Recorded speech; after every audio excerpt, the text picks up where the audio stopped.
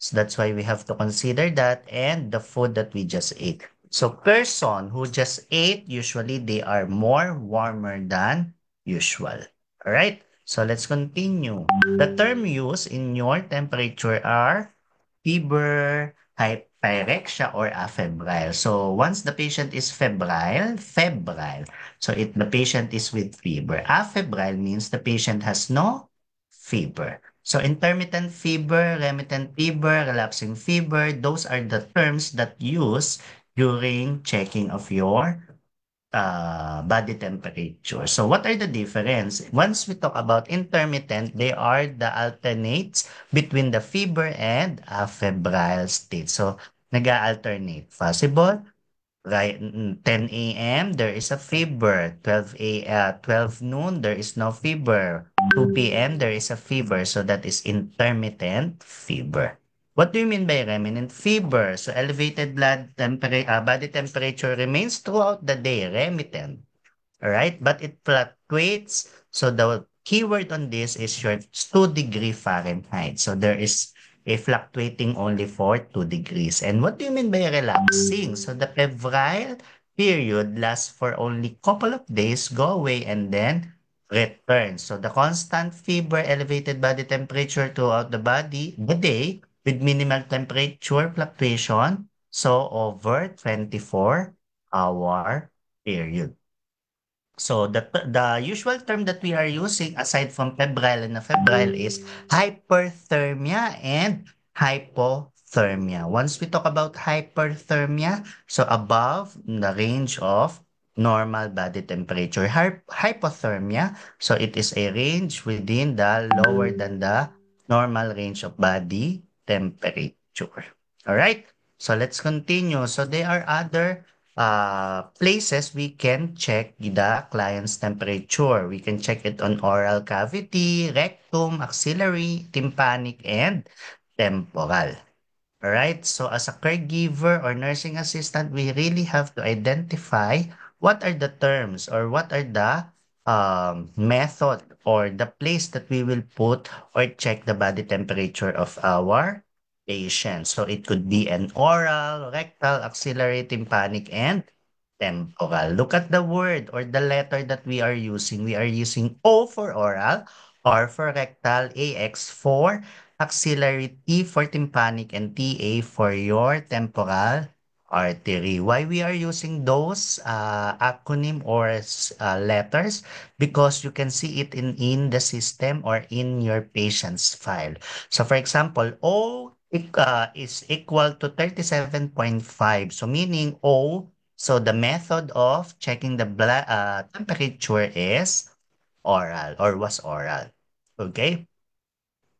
So always remember the most efficient, the most advisable, all right, or most accurate is your rectal. But we can see the advisable and advisable in this part. So you have the capacity to read all of this, and I will be sending it to you later on. So in advance, I already send the link that you can see the source of this activity or this class from your bonus topic file. So I will be discussing this in your face-to-face class.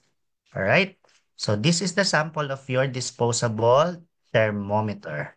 Right. So you will just put it in your forehead, and then there will be a result for your temperature. So let's continue for your pulse. So one of your vital signs include your pulse, right?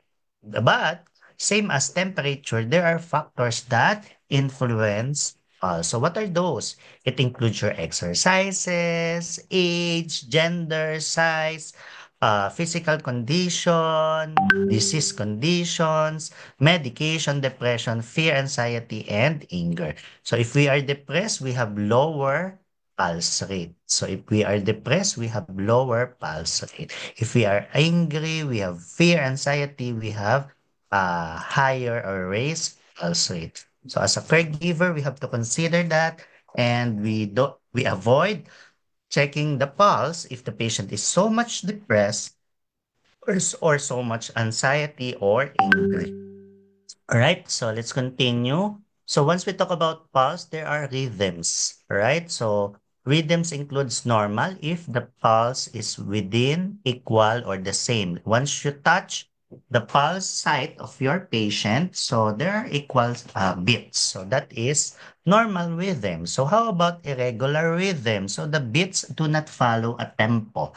So there is a difficulty for you to check it, and usually the patient has problem in electrolytes or fluids inside the body or the chemicals inside the body. Usually the affected part is your potassium. Usually the affected part is your potassium. So how about your heart problems? Yes.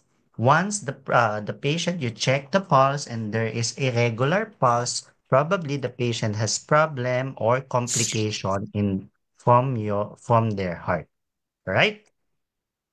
Okay, let's continue. So we can identify one of the characteristic of or classification of your pulse is the amplitude. So we are checking what would be the result of the pulse. Was it steady, weak, feeble pulse? So we have to know those things. So it is a really emergency, or we really have to check the blood pressure if the pulse is so low and the patient have a heart problem, and the patient probably has block or block in the blood vessels. There is a blockage on the blood vessels. Another one also, we can identify the pulse wherein they are so much normal. It is plus 2.